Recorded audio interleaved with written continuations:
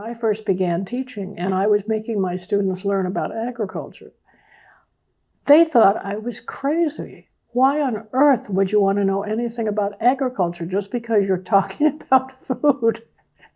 And unfortunately, I mean, and these are people interested in food, right? That's where and unfortunately, I don't think that's changed. I mean, that's what the meaning of that phrase, and talking about that most people don't really care about all these fine details about organic and so forth, that it's, quote, just lunch. And it isn't just lunch. Nothing is just lunch. The minute you confine it to just lunch, you're finished, because if it's just lunch and we let everybody go on eating the way they're eating now, we're going to be dead in 50 years.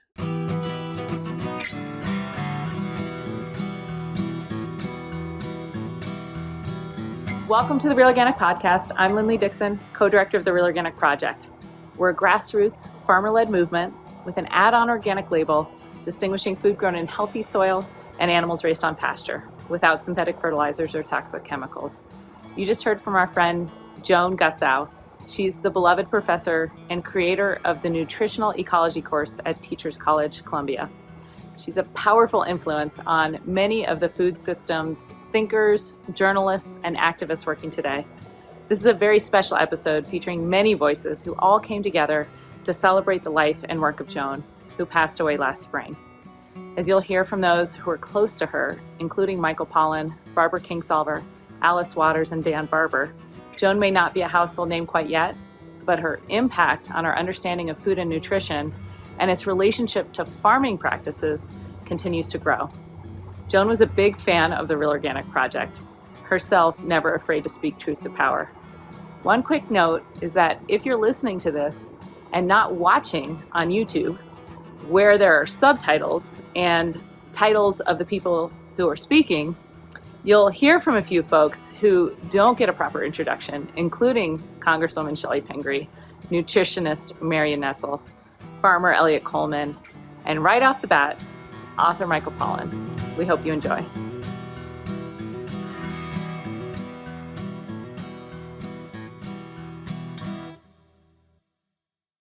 Although we've escaped from the field and the kitchen, we are totally trapped by the vision of food that has been created for us.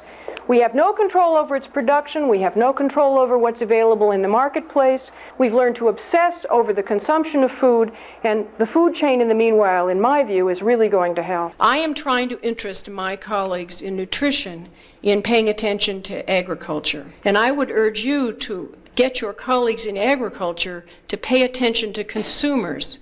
They have to be educated, not merely reassured, because otherwise I don't think we're going to have any kind of agriculture in the future except one that is of the most high-tech sort, controlled by a few industries. So I went back to school with this interest in what the relationship was between the sort of limits to growth notion, the environmental constraints, and food production. You know, when were we going to run out of food and what was going to be the limit and so forth.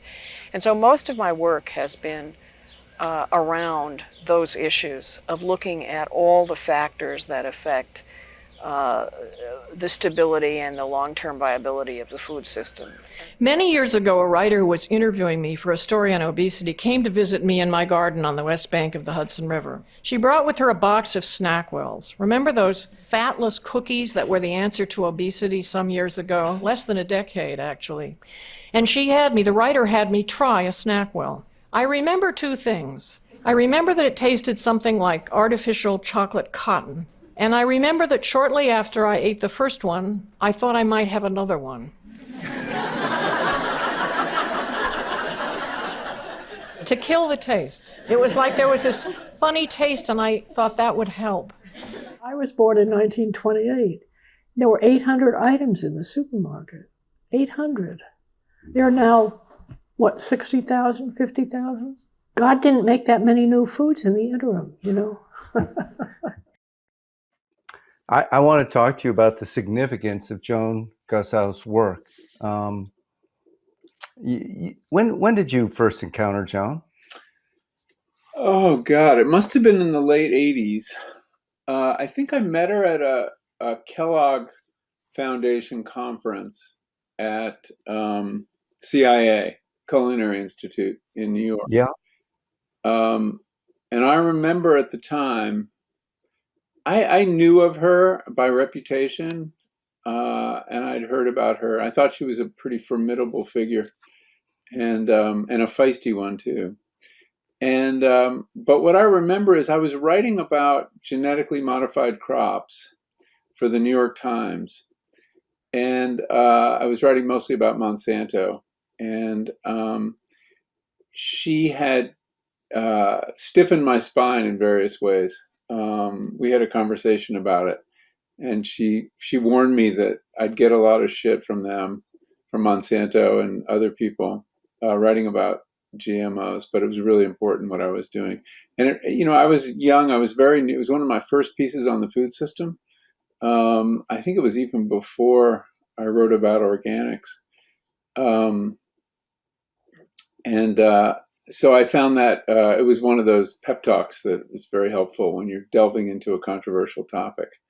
So I think that was the first time having conversations, having a meal with her at this conference, and Yeah. and having my spine stiffened by Joan. Yeah. You know, I've interviewed Joan twice, and I've written a number of letters about her, and I'm still just learning who she was and what her impact was. Well, I don't think she was not in the press as often as, say, Marion Nestle is, or a whole bunch of people in the food movement. And I don't know why that was exactly, but she wasn't one of those people that the mainstream press went to quote. But everyone in the food movement knew her very well, and I agree, was strongly influenced by her. She was one of these great dot connectors. Um, in a way, like Marion. Marion's focus is more on political economy, although Joan, God knows, was incredibly political and economically sophisticated. But her first love was nature, and she was a gardener. And I think gardening informed how she looked at the food system.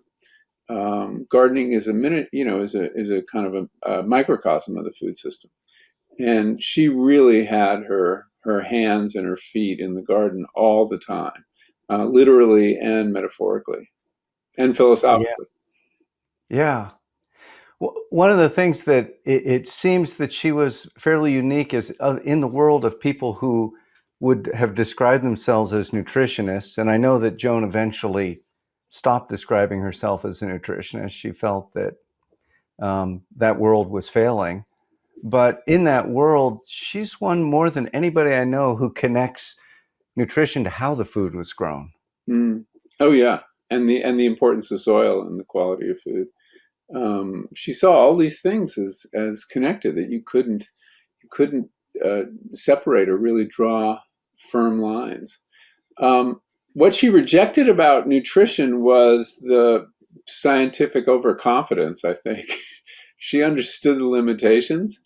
And I remember the first time I went to Piermont, to her house, I had been commissioned by the New York Times to write a piece.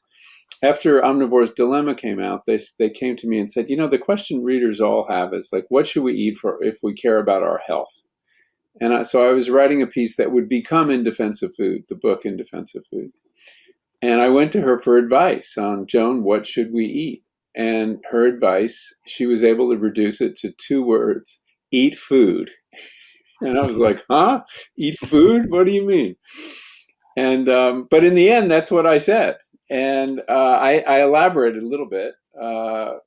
Eat food, not too much, mostly plants.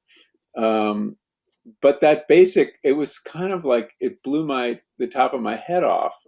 Eat food, because I'd been talking to people for whom it was so much more complicated, who were talking about nutrition and nutrients and polyphenols and antioxidants and fiber and all these kind of things. And she just kind of like, no, you just have to eat real food and you'll be fine. Yeah. She could cut through a lot of bullshit with a very sharp knife. I am feeling privileged to be talking with Karen Washington today. Karen, thank you so much for doing this. And we're talking about your work, but about Joan Gussow and your friendship with Joan, and how did all that happen? Yeah, so I met Joan while we were on the board of Just Food at the time, and really didn't know how, in terms of being a celebrity, she was, because she was really, really down to earth. Gave a lot of wisdom, knew a lot about the food system.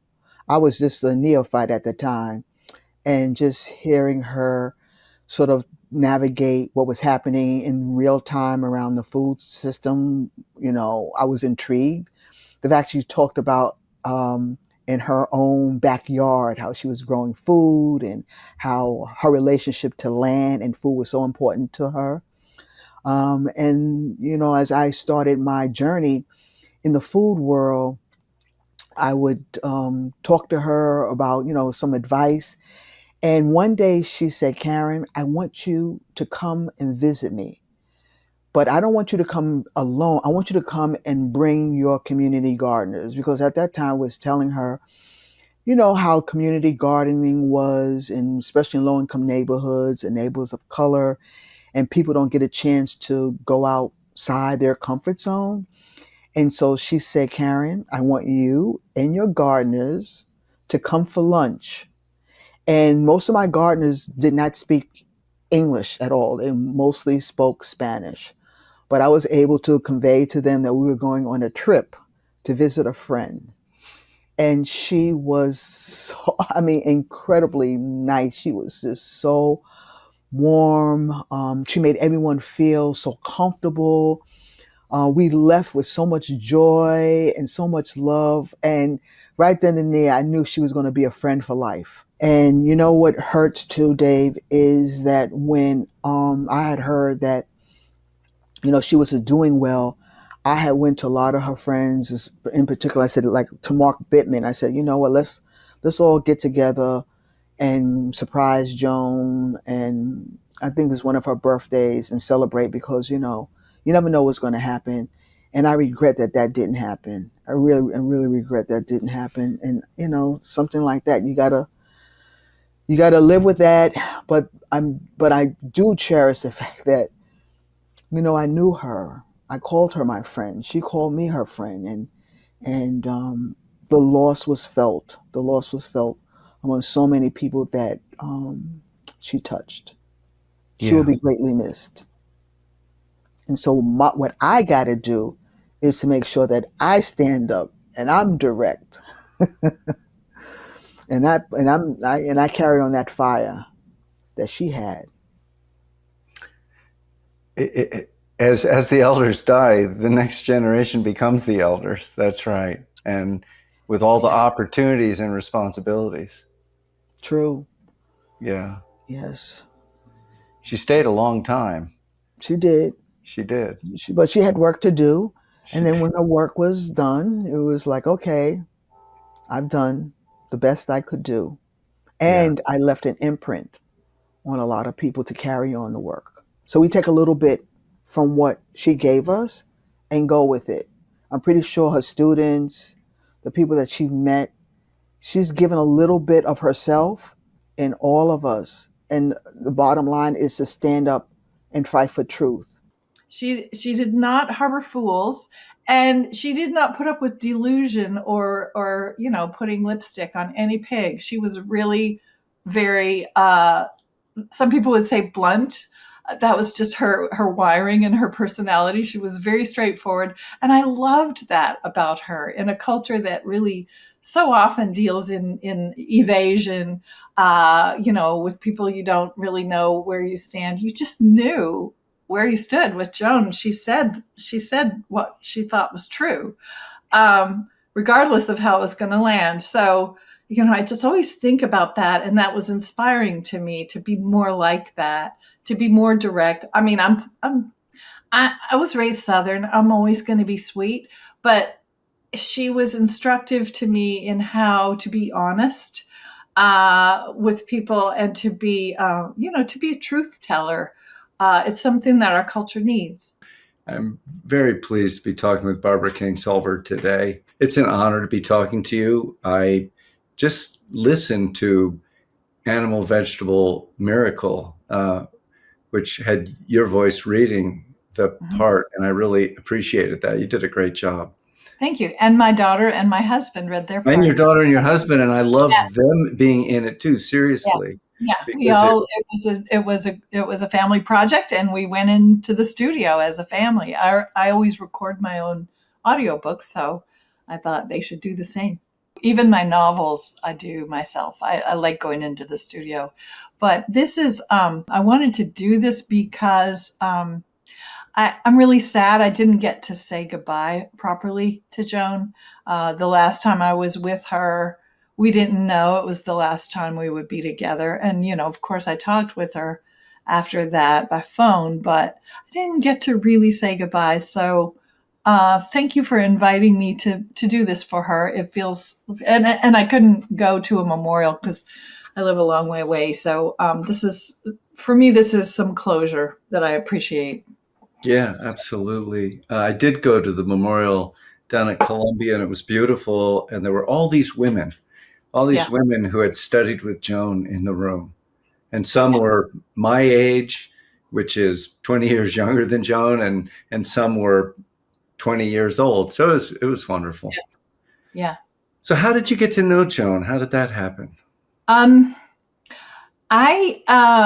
don't even know why, but Chelsea Green sent me a galley of This Organic Life. That must have been in 2000. I'm not an academic, so I wasn't familiar with her academic writing. I wasn't in that field at all. I was a novelist, and I was a novelist who grew up on a farm and live on a farm now, and have sort of been engaged with gardening and agriculture my whole life. And I suppose I don't know why. I don't know why they thought to do this, but Chelsea Green sent me a galley. I read the book, and I was so moved that I wrote Joan a letter, and she wrote back, and we became immediately very close. Joan was like a mother to me. She really was. And I know that people who know her might laugh about that because she wasn't a real teddy bear kind of person, but she got me in a way that no parent ever had. As it happens, she was exactly the same age as my parents. And yet there was no generational divide between us in the way that we conceived of, I want to call it right livelihood. For me, gardening isn't a hobby, just a hobby. Writing isn't just a job, and protecting the environment isn't just something I do on weekends. All of those things are one for me, and so it's a spiritual construct for me. And I don't know, she might smirk. I can sort of feel her smirking at the word spiritual, but I know she felt it the same way. It's how you go to bed at night feeling at peace with yourself. And I know that she shared that. I really like what you're saying about these different parts of your life fitting together in a way that they're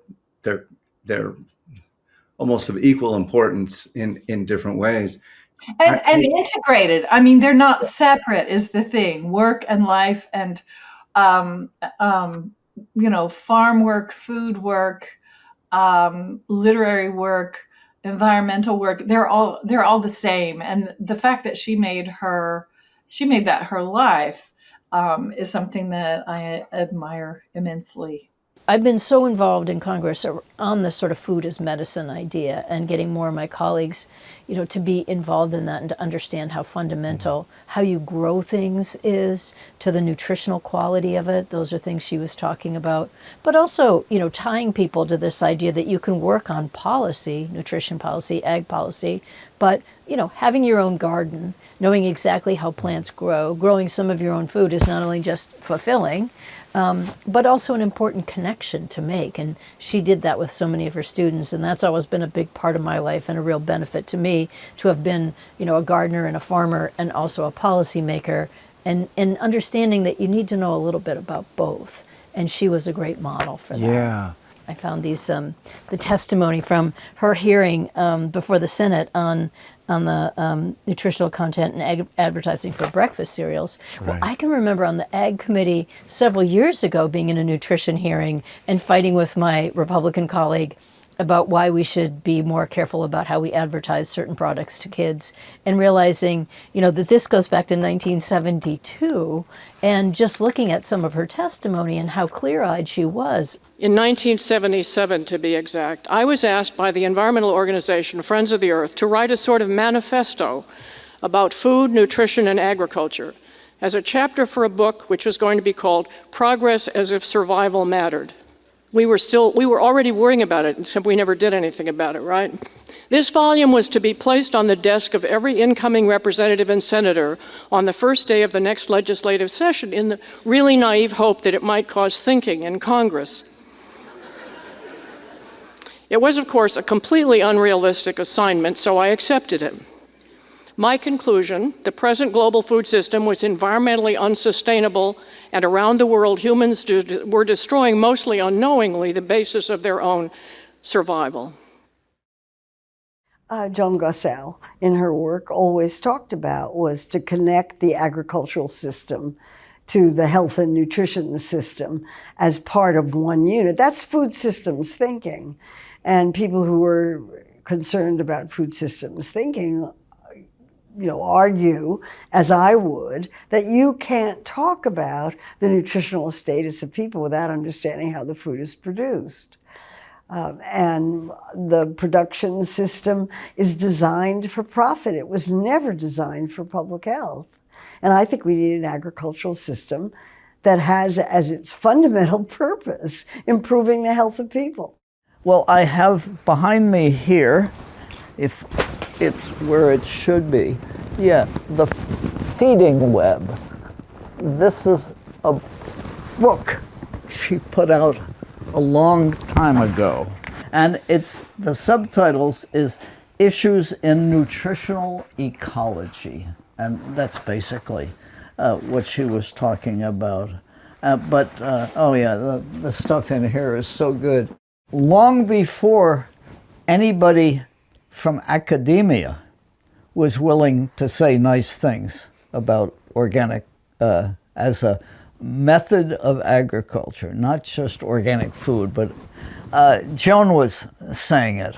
One of the reasons that I started growing all my own vegetables was because 25 years ago, I came to the conclusion that agriculture was in so much trouble, and the only way we could change it was to get the average person to know something about agriculture. And the only way we could do that is that people had to know farmers. They had to sort of be in touch with farmers so they understood what was going on.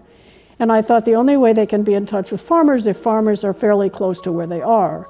And the only way farmers can be fairly close to where they are is if the people will buy what the farmer produces seasonally. So we have to promote seasonal diets. We have to reintegrate ourselves into the natural world, which is what organic at its best does, real organic does.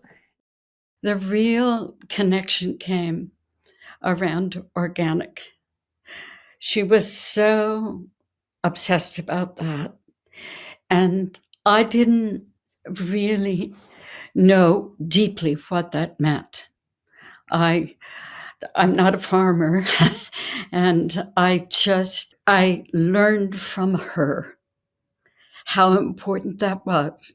And now it's in every conversation I have, everywhere I go. I am talking to my friend Alice Waters today. And Alice, thank you. I counted, and I think that we've actually done recorded conversations 7 times over the years.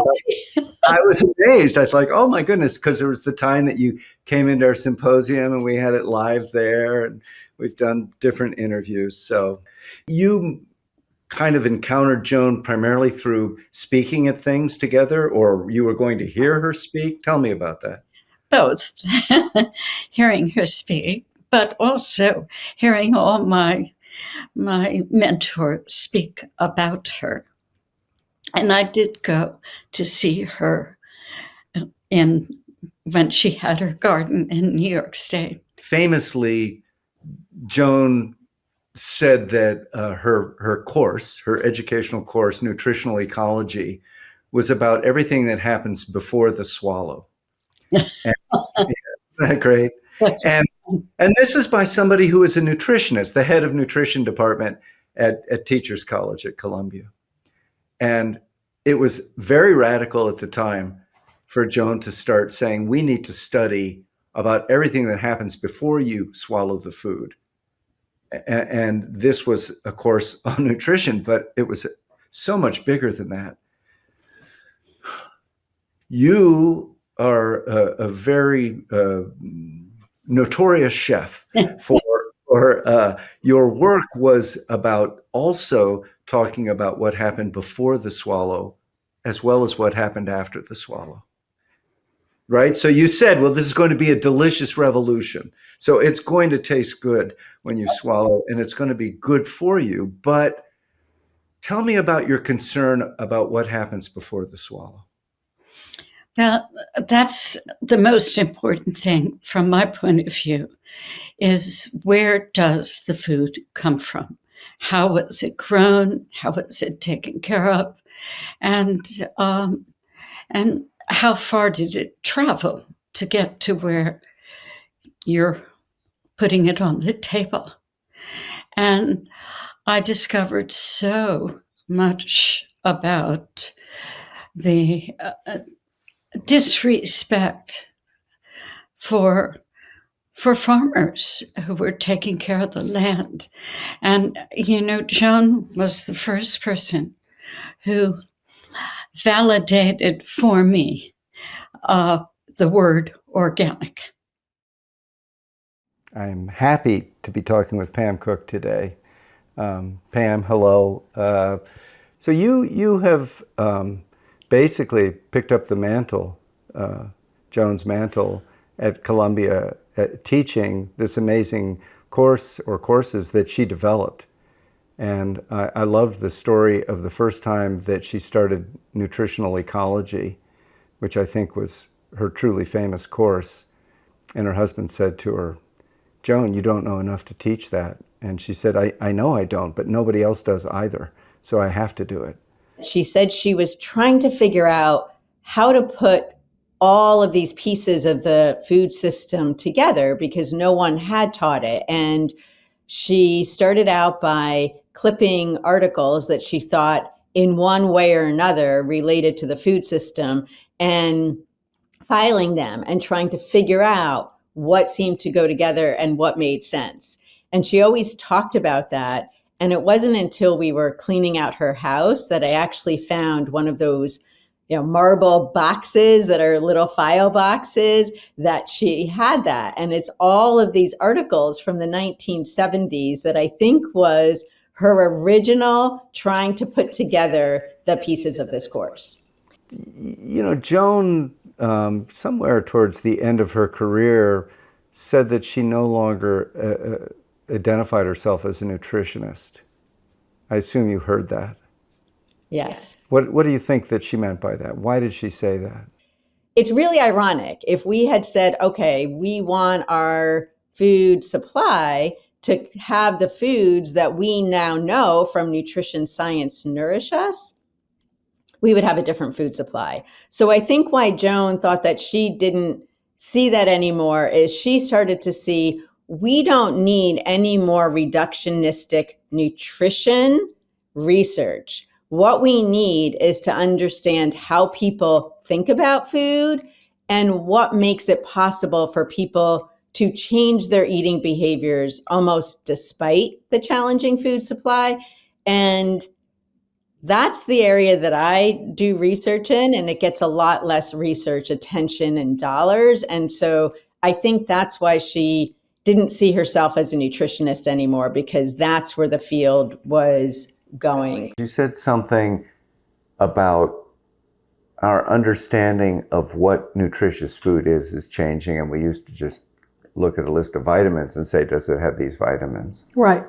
And then we kind of jumped into ultra processing, which, okay, that's a whole other horrible thing. But if we stayed with basic foodstuffs for a minute, and potatoes and carrots, and try to understand, is there a reason that I should support this carrot instead of this carrot? Is there? I think so. It's beginning, not that a lot of, I one time was asked to give a talk about the comparative nutritional value of organic, and I couldn't even find any studies. Right. There was very, very little had ever been done because it's expensive to do that kind of research. The organic people aren't going to do it, and the conventional people aren't going to do it. What are they going to do? Compare organic with theirs and find out that theirs is worse? I mean, they don't want to do that. Yeah. So there's not very much stuff out there, and a lot of what's out there is not true anyway. There is one study that was talked about all the hell over the place about somebody going to a grocery store and buying organic and non-organic and comparing them. Well, you don't know anything about that. That's not a controlled study at all. Bad science. You can't do that. So basically, we haven't really known. And I think the recognition that there's obviously more in organic has come from this research about what's going on in the soil and how what's in the soil affects what's in the food. And what's in the soil in organic is very different, and much more life is in the soil in organic growing than in conventional growing, and that makes a difference in what's in the plants, and that difference is not expressed in vitamins. In other words, you may have equivalent amount of vitamins in the two foods, and then you'll say, so there's no difference. Well, there's a whole bunch of other stuff that you're not paying any attention to. Yeah. One of the things that's been suggested to me is, I don't know, the last I heard was that there were 40,000 secondary plant metabolites that we have identified, and far more that we haven't identified. Yeah. And that all of those substances have some impact, but we don't know what, and we don't understand the relationship. Exactly. You can't even get, there are people who will now argue that you can't talk about this something having more beta carotene is better because we have no standard for how much we don't know how much beta carotene you should have. So what difference does it make if it's a different amount, right? Right. I mean, we have RDAs for a certain number of substances, recommended dietary allowances. But we don't have that for beta carotene or any of the carotenes. And why do we pick beta carotene? There's all these carotenoids. There's all these substances in plants that who knows what they're doing, but they're doing something. And the other really important thing about Joan is she was always saying, is that the right question? What do you think Joan might have thought the right question was? I think she would say, the right question is, what is it doing for the health of the planet and the health of the soil? And then believe that that is going to transfer onto human health. I think she would say, we are connected to the ecosystem around us, and our ecosystem is in trouble. Our water's in trouble. Our air is in trouble. Our atmosphere is in trouble. And that doesn't only relate to how we're producing food, but it can be helped by how we produce our food. And also it is affecting our food production because we're producing food in that world. But I think she would say, if we want both people and the planet to be healthy, the best path to do that is for everyone to be eating real organic food. And to be making it that real organic food is actually increasing in its availability in our food supply, and that we are actively working on having policies and programs that are helping that to happen. Can you tell people about what does nutritional ecology mean? And, sure. I know it's, when I talked to Joan about it, I thought, oh my God, are you recording all this? Because I want to take this course, and that means a lot of people want to take it. But so what does that mean? So it is really the connection of how what we eat affects the environment around us. That's, I think, the broadest definition. And the course takes a really broad approach. If we had to say what kind of course it is, it's more of a survey course, which means we are looking at a lot of topics, and therefore we can't look at any one topic in great depth. So Joan started teaching the course in the early 1970s. And there's a book that came out that you've probably heard of called Limits to Growth. That was by Dennis Meadows and Daniela Meadows and others. And that came out right around the same time that Joan was starting to teach this course. And what that book really said was, we are really going to reach the limits of our planet's capacity. This was in 1972, within the next 50 to 100 years. So now it's 50 years later. And very interestingly, to fast forward for a second, we have been following what they predicted would happen. And they truthfully predicted by the not 1920s, by the 2020s, so 50 years after they wrote the book about, that we would really be starting to see the limits to the system, which is what we are seeing. The course still starts with a session that is, are we reaching the limits to our planet's capacity? And then it goes on to think about our whether or not we have a problem with producing enough food or overpopulation, to understanding how we use energy to produce our food, to many sessions that are on agriculture that touch on basically what is the history of agriculture in the United States, but also around the world. Of course, there's a session on organic, a session on biotechnology, a session on the true costs of food. And then we end with sessions that take it very local, a session on local, and then one that takes it more global on aid, trade, and development and how that relates to food. It really has been described by our students for generations as transformative, because they are thinking about topics and issues that they have never thought about before. And so it opens up a new world to the students who take it.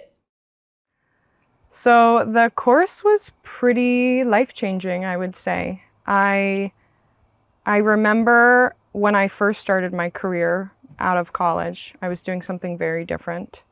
And I had this idea of what health was, and it was motivating me to go to grad school. And I entered Teachers College with this idea. We buy the food, we eat the food, and then that determines what happens next. But Joan's course was encouraging us to think so much bigger than that, broader than that. And that's really where my idea and understanding changed, that health is not just determined by what happens once you eat something. It is about what happens way before that. And I'm talking today with Olivia Hazy. And Olivia, we met when you were helping your partner, your husband, and partner, right? And his father do a dinner for Real Organic at Longwind Farm. Well, I was lucky enough to be one of Joan's students at Teachers College about 5 years ago, in her last 2 years of teaching. And I really feel lucky to be able to say that I was her student, because she was 92 when she was teaching. She encouraged us to think so much bigger than this idea that we all had about health and nutrition and the food system and the world. And she was critical, she was direct, and she challenged us to think a lot bigger through those conversations. She was really living her values out loud. And so she believed all these things, and she was helping us to believe these things, but then she was showing us how she was doing them in her life. So she brought us to her home in Piermont, and we got to see her garden and the way she was living. We got to see where her community gardens were in her neighborhood. And so She was teaching us in the classroom, but she was also showing us what she believed in outside of the classroom. How much was organic a part of the conversation? Certainly I had that conversation with Joan. How much was it a part of her nutritional ecology course? It was certainly a theme throughout. Real organic was also a theme throughout, and I remember learning all about real organic, so it feels like a huge honor to be here talking to you years later. What do you think Joan saw as the biggest solution or opportunity that made her most hopeful? What would that be, that this is moving us towards the system we want? Well, I think in Joan's ideal world, everyone would have access to a garden and would be involved in growing. And we would have the ability to choose what we could eat that was healthy and that would make us feel good. And it would be from somewhere, maybe in our neighborhood or in our community. And we wouldn't be choosing the foods that were not seasonal or from halfway around the world. And I think that those are some of the things that perpetuate the disconnect.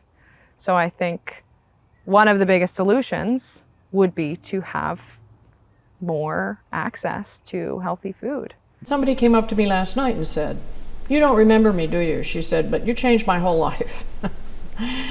People are always saying that to me. If people are presented with interesting and important material that has relevance to their lives, or somebody can make what they're teaching relevant to their lives, then maybe you learn something because somebody has organized this body of material so that you see it in a different way.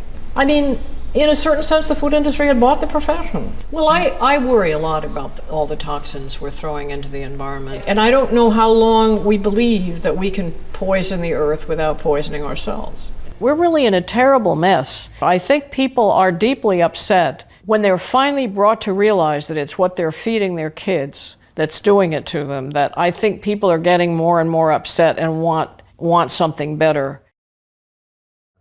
So, can we talk about the evolution, where Stone Barns is going? So Stone Barns is this, for people who don't know it, whoever those might be, hard to believe, is this amazing combination of a brilliant farm growing beautiful real organic vegetables, real organic meat, some real organic grain, and a top-end restaurant, Blue Hill at Stone Barns, preparing it to be absolutely delicious. Yeah. That you just described the 20 years, which we're now celebrating. And now we're in our 21st year, and we're looking for the next 20. So what is the next 20? You know, when we're sitting here in 20 years, Dave, what are we saying we've done? And it's less about the vectors pointing to the farm and to the restaurant and that relationship, which we call farm to table, which, you know, has so much to inspire and to excite and energize a generation around the direct connections between a farmer and eating. But how can we take those connections and that relationship and get it out of here? How can the vectors point out and democratize what we're looking at and what we're tasting? Because what we're seeing over 20 years of work is that while many of these ideas, most of these ideas have been celebrated through my menu and through Blue Hill, there is an opportunity to democratize the flavor, the nutrition, and the farmer equity.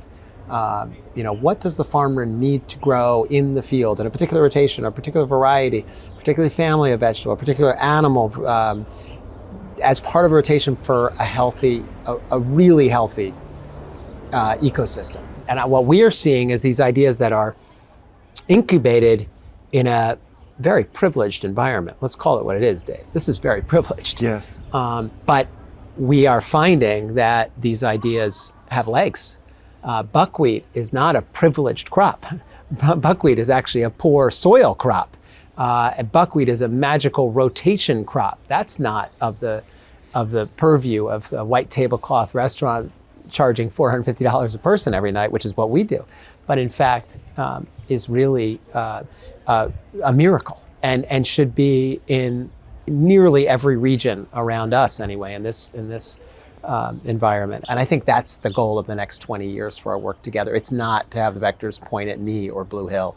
It's that the learning and the incubation of these ideas spreads, not scales, spreads, right? And that's the key. I think you saw that around, don't ask me how this scales, ask me how this spreads. Because scaling is how we got into this mess, as you know better than I do. We got into this mess because we drive to the lowest common denominator. So that doesn't mean that buckwheat grows in every region. It doesn't mean that dairy cows should be, and that dairy should be practiced in every region. There's regional niches for which we should be exploiting in a good way, digging down, drilling into a regional context that is rich with, and every region is rich. That's, you know what, that's what I said. I was just talking to someone the other day, and they were investing in a blue zone thing, one of those blue zone deals. I'm just like, I don't know, what is it really like? The Okinawa sweet potato is like this magic. What? It's like, this is a blue zone.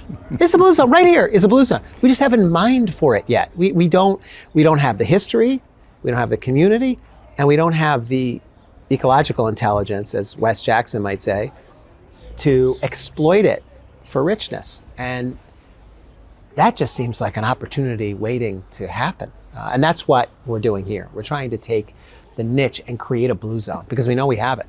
Everyone has it. So you have to build, as well as this kind of biological sophistication, we also need to build a social network. Nicely said. An important part of this. Nicely said. Although the organic dictate would be the biological, what'd you say, the biological what? I love that. I don't know what I said. Resiliency. It's connected to the social resiliency. That's right. It has to be. And that's why organic is an organism, the whole thing. Yeah. It's not one part, and we've obviously dumbed it down, but yes, you're right. If you don't have the market excitement, if you don't have the food culture pulling this, then you could be the most exalted farmer in the world, but then it stays in places that are elitist. I've always been struck by the difference between Elliot Coleman and another wonderful farmer who has never spoken aloud about what he or she is doing, and they have incredible food for their customers. Who's that? Don't want to name it. There are dozens of them. Yeah.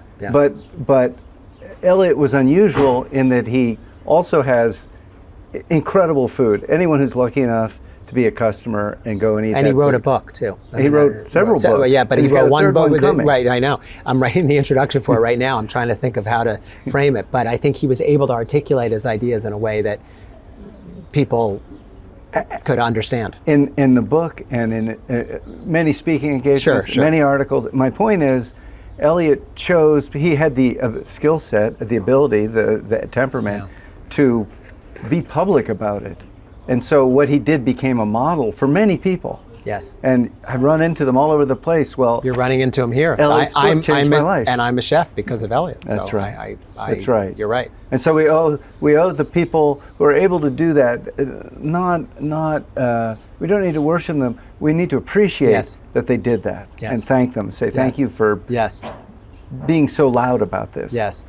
Joan Gussow, our dear friend, died this year, and you're speaking tomorrow. But I wonder if you'd speak right now, and just, not everybody knows who Joan was, of course. Yeah. And she really, really was significant in my mind, and she was the first in many places to say it.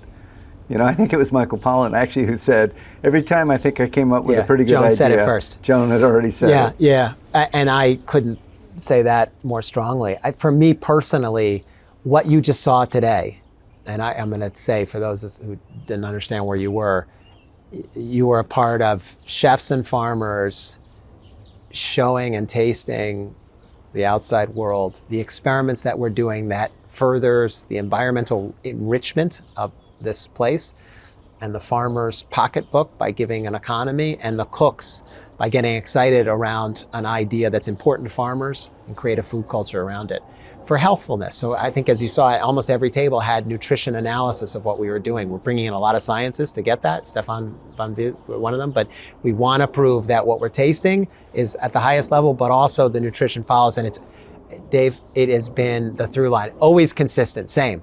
Now, what I just said, what you just looked at, is really an ode to Joan. I mean, that was her idea. And we said it earlier, and it's worth repeating over and over, the correspondence between good food that's good for you and grown in the right way and improves an environmental niche is truly healthy food. And she was saying that, you know, in the 70s. And I feel like we are just waking up to that, but not yet, because as you said, people are leaving that out of the definition. So Joan's wisdom, as much as I think when I read these odes to Joan after she died, a lot of it was, you know, Joan was saying this thing for a long time and only people are now recognizing. Actually, I think Joan's wisdom is going to become even more important, prevalent, acknowledged 20 years from now. Here I am back to our 20-year conversation from now. I think she will look back on it in the way we look back on Sir Albert Howard, actually. That's right. I really believe that. You know, Sir Albert Howard wasn't Sir Albert Howard until many, many years later. And he's sort of the godfather of organic. I think she's going to be the godmother of this idea that organic food nutrition has to be at the same nexus. And it's a very powerful idea. Intuitively, you could say, well, we understand that, but we don't. And we need a wholesale reevaluation of what healthy food is. And it has to start with soil. And she nailed it. So I hope I can, if anything, I mean, she was the best influence on me. By the way, you know, she was the original consultant for this project. I don't know if you knew that. No, I didn't know her that. And Michael and Elliot. She was part of the brilliant fertile dozen, we called them. But and what she said absolutely affected me greatly. And I'm the beneficiary of that wisdom, as you can see. So are my chef, my cooks. It's great. So are we all. Yeah. Dan Barber suggested that he felt that Joan's impact was much greater than we realize, and that she will be much better known 20 years from now than she is today. Do you think that's true? I'll sometimes come across something that Joan wrote in 1983, right? And I'll pick it up and read it and say, this is over 40 years old, but it is showing us what we need to do today. So I think we need to make sure that we keep her writing and her influence alive and well, so that we can learn from her. Because I do believe she was ahead of her time and the world is catching up with her. Yeah, she was ahead of her time, but she was ahead of her time a half a century ago. I think she was actually happy that she lived long enough to see at least people talking about all of this more and recognizing the need to change more. I still think we have a long way to go to change to have a food supply that is nourishing everyone. But I think she was happy that she lived long enough to see the world starting to catch up to her. Do you think that might be true, that her influence will grow over time? Or in ways that we shouldn't be too thrilled about, because she was making predictions about how things were going to collapse if we didn't fix it. And if and when things do collapse, she will be perceived as prophetic. I mean, she really did talk about the strain that industrial agriculture was putting on the natural world. I don't know if that's what Dan had in mind, but when I think about her influence going forward, a lot of it was in the form of urgent warnings that we were on a really dangerous path. When I look at her career and the sort of the truth teller that she was and the blowback that she got, I think of Rachel Carson. I think that Joan was positioned in a very similar way in a field where women were not going to be respected, particularly if they were calling out, you know, the big boys. So I'm happy that Joan's trajectory was longer than Rachel Carson's, that Joan got to live to see everybody getting on, not everybody, but, you know, a lot of the world getting on board with the things that she was trying to bring our attention to, and that she really got to literally enjoy the fruits of her long life. Oh, I just miss her. I miss her voice. You know, I still hear her voice, and she could be a scold too. You know, she was, as I said, she was very feisty and very opinionated, and did not soften her message. She was very direct, and she didn't like everything I wrote, and she would tell me when she didn't. And but I just found her a voice that I found really encouraging to me. I mean, I felt like when you had Joan's support for something, it meant something. It meant you were on the right track. I feel like she's with me all the time. I gave her a tree. We gave each other interesting gifts. I gave her a trifoliate orange tree. It's the only hardy citrus, and I knew she loved making that marmalade. So I gave her a trifoliate orange, which she planted in her garden. I was so happy every time I visited to see it had gotten bigger and bigger. And then when she had these disasters and had to completely remove, build up, and restore her garden because of climate change in the Hudson River, every time I thought, that tree's going to go because it's taking up very valuable real estate. She might need more blue potatoes or something. But every time I went to see her, it was still there. And I just think of that tree when I think of Joan, because that's the grit she had that we need to keep with us. Sometimes you have to completely uproot, completely redirect. Sometimes you feel like the whole bottom has dropped out of, your world, your garden, your political system, whatever. But we can still go. We can still dig in with our roots and keep going. What would Joan do? What would Joan do? Oh, I could hear her now. Under these circumstances, she would not hold back. She would not hold back. Oh. Am I an optimist? I have to be. I mean, what am I going to do? I mean, I'm not going to be here to see it happen anyways, so I just have to hope for the rest of you that it changes. I'm not going to be around forever.